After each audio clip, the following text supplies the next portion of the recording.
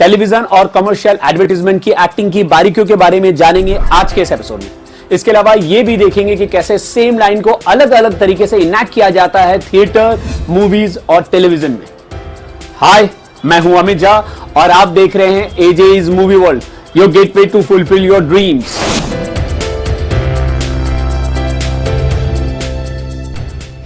Television की acting style फिल्मों की एक्टिंग स्टाइल से अलग होती है, इवन दो यहां पर भी ऑडियंस आपके हर एक रिएक्शन को फिल्मों की तरह बहुत ही नजदीकी से देखते हैं। दरअसल टेलीविजन में हर एक इनैक्टमेंट को ड्रामेटाइज किया जाता है, पॉज लेकर के और वॉइस मॉड्यूलेशन के जरिए। एग्जाम्पल के तौर पे एक लाइन है, क्यों कर रहे हो ऐसा, जरूरत ही क्या है। मान लीजिए इस लाइन को हम थिएटर में इनैक्ट करेंगे तो कैसा करेंगे, कोशिश कर रहा हूं मैं बताने की। क्यों कर रहे हो ऐसा, जरूरत ही क्या है, कट। अगर सेम लाइन को फिल्मों की एक्टिंग में एक्ट करेंगे तो कैसा करेंगे, क्यों कर रहे हो ऐसा, जरूरत ही क्या है। इसमें आपका गुस्सा सेम रहता है लेकिन आपकी बॉडी लैंग्वेज, हाथों का मूवमेंट कम हो जाता है। अब अगर सेम लाइन को आप टेलीविजन सीरियल में इनैक्ट करेंगे तो कुछ ऐसा करेंगे,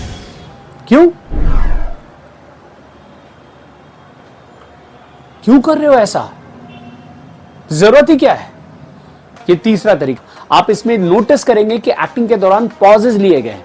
ये पॉजेज इसलिए लिए जाते हैं ताकि एडिटिंग के दौरान इन पॉजेज में अलग कैरेक्टर्स के रिएक्शन डाल सके और उस समय म्यूजिक और जुब जाब किया जा सके ताकि उस सीन को और ड्रामेटाइज किया जा सके। अब आप सोच रहे होंगे कि जब फिल्म और टेलीविजन में ऑडियंस आपको बहुत ही नजदीक से देखता है तो इन दोनों के एक्टिंग के तरीके में इतना डिफरेंस क्यों है। वो इसलिए क्योंकि जब आप फिल्म देखते हैं तो थिएटर में बैठ के 3 घंटे लगातार फिल्म देखते हैं, कोई भी आपको डिस्टर्ब नहीं करता, कोई भी डिस्टर्बेंस नहीं होती। लेकिन जब आप टीवी सीरियल देखते हैं तो उस समय आप खाना खा रहे होते हैं या फिर हो सकता है आप कुछ काम कर रहे होते हैं घर। अब उस दौरान एक डायरेक्टर को इंपॉर्टेंट सीन बता रहा होता है तो बहुत चांसेस होते हैं कि वो मिस हो जाए ऑडियंस से। वो मिस ना हो इस चीज को श्योर करता है ये जुब जाब, छुम छाम और धड़म धड़म, ये सब रिएक्शंस ये इसलिए डाले जाते हैं टेलीविजन की एक्टिंग के बीच में। मैं तो अपने ससुराल में हूँ, मुझे आपकी ससुराल का एड्रेस भी पता है, मैं वहीं आ रहा हूँ पैसे लेने।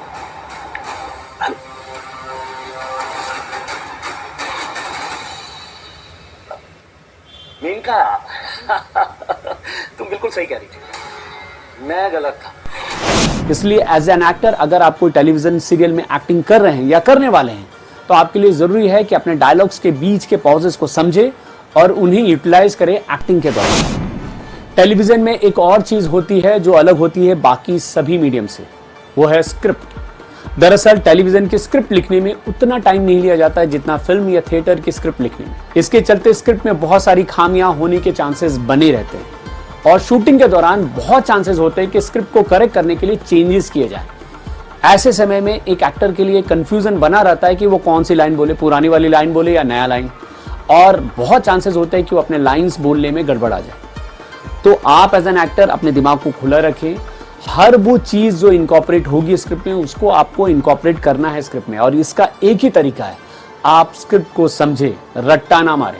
अगर आप स्क्रिप्ट समझेंगे तो हर वो आइडिया जो नया आएगा आप उसको इनकॉर्पोरेट कर लेंगे अपने स्क्रिप्ट में और अच्छे तरीके से इनैक्ट करेंगे जब भी आपको मौका मिलेगा टेलीविजन पे एक्टिंग करने का। टीवी में एक्टिंग करने के पहले मैं हर एक एक्टर को यह सजेस्ट करूंगा कि वो अपने कैरेक्टर्स के रिलेटेड जितनी ज्यादा इंफॉर्मेशन हो सके वो इकट्ठा करें। अगर उन्हें ये इंफॉर्मेशन पता होंगे तो आगे कभी भी कोई इंप्रोवाइज होगा कहानी में तो वो इजीली एक्सेप्ट और अडॉप्ट कर लेंगे अपनी इनैक्टमेंट।